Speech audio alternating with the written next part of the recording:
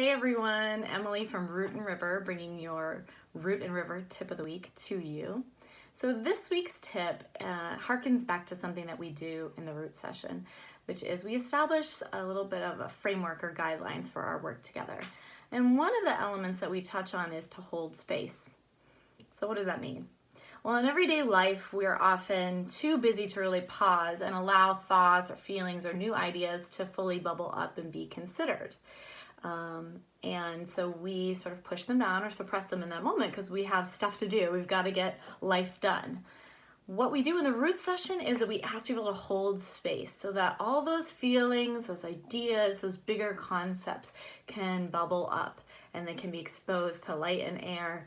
Allow those that have real depth and meaning to shine and be developed further and be explored further, and allow the others that maybe the timing's off or they're just not fully fleshed out yet to be set aside for a future time. We call this practice holding space.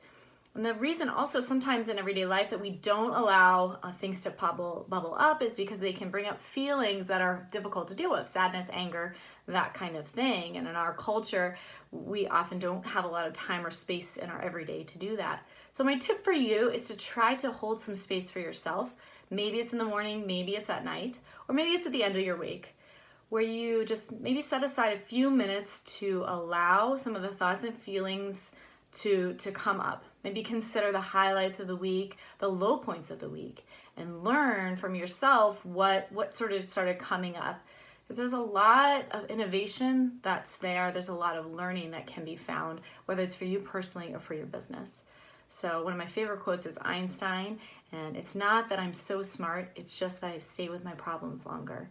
So when we stay with our problems or our feelings that are difficult, we can learn a lot about ourselves and about how we project our brand into the world.